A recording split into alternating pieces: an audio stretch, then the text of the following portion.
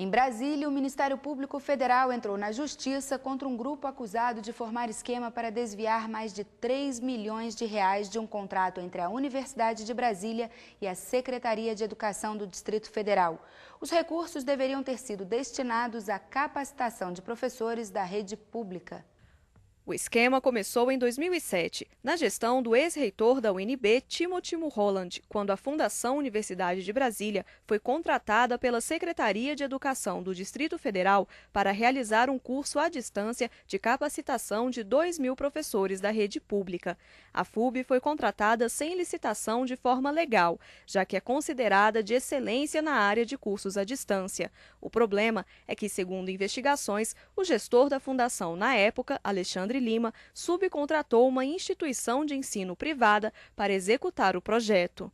A alegação era de que a faculdade tinha uma estrutura física necessária para realizar as aulas presenciais do curso. De acordo com as investigações do MPF no Distrito Federal, o aluguel das instalações físicas da Faculdade Michelangelo não passaria de R$200 mil e a FUB firmou um acordo informal para repassar mais de 3 milhões para a instituição. Se verificou que a FUB, mais uma vez, seria usada apenas como uma grife, né? O nome FUB daria ensejo à dispensa de licitação, mas haveria sempre outras parceiras ou entidades privadas envolvidas nessa contratação. O pagamento só não aconteceu em função da crise na UNB, gerada por denúncias de irregularidades que envolveram o então reitor. Depois que Timothy Mulholland renunciou ao cargo, houve mudanças também na direção da FUB. Como não recebeu os recursos, a Faculdade Michelangelo entrou na Justiça. Por se tratar de um acordo irregular, a Universidade de Brasília não reconhece a dívida,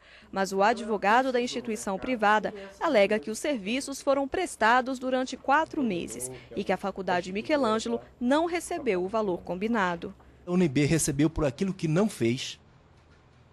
Segundo, porque a instituição Rui Barbosa, a Faculdade Michelangelo, realizou o serviço, efetivamente fez o trabalho e agora se negam a pagar aquilo que é devido.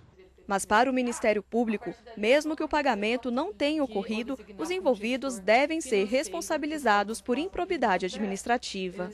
No caso, não chegou a ocorrer o enriquecimento ou o dano ao erário por circunstâncias totalmente alheias à vontade desses agentes públicos, que foi o afastamento do reitor e a impossibilidade de se efetuar o pagamento na nova gestão da FUB. Mas houve uma violação clara e concreta dos princípios que regem a atividade do gestor público, que no caso era o diretor executivo da editora UNB, e com ele dos terceiros que respondem juntamente por esses atos ímprobos. No Rio Grande do Sul, um caso parecido com esse que acabamos de ver em Brasília. No interior gaúcho, a Justiça Federal decretou a indisponibilidade de bens de administradores da FATEC, Fundação de Apoio à Tecnologia e Ciência, e de servidores da Universidade Federal de Santa Maria. A ação de improbidade administrativa foi proposta pelo Ministério Público Federal no Estado. As pessoas são acusadas de participarem de um esquema de enriquecimento ilícito com fraude à lei de licitações. Em 1999, a universidade firmou convênio com a FATEC para a implantação de um programa de gestão destinado a prefeituras. Segundo o MPF, tempos depois, a equipe envolvida criou uma empresa para vender o sistema a municípios. Os contratos, no entanto, eram firmados pela fundação, que subcontratava a empresa, driblando a licitação. O cálculo é de que a empresa recebeu mais de 3,5 milhões de reais em recursos públicos. Em Marília, interior de São Paulo, a Justiça determinou que o fornecimento de CPF deve ser gratuito. A ação foi proposta pelo Ministério Público Federal, que constatou a cobrança de uma taxa ao cidadão que solicitava o documento. A decisão abrange 14 municípios da região.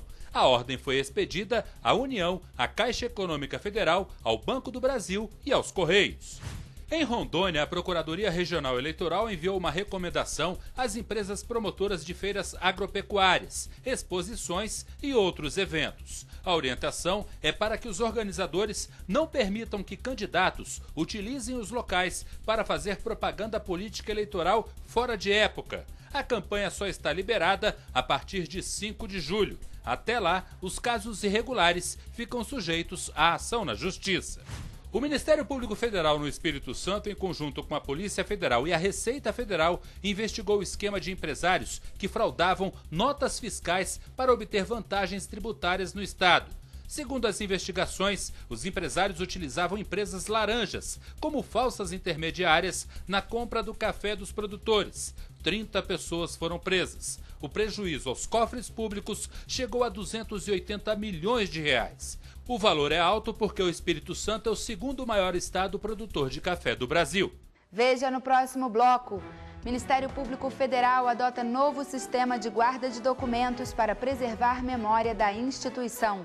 E mais, campanha do MPF destaca a importância do consumo consciente de carne no país.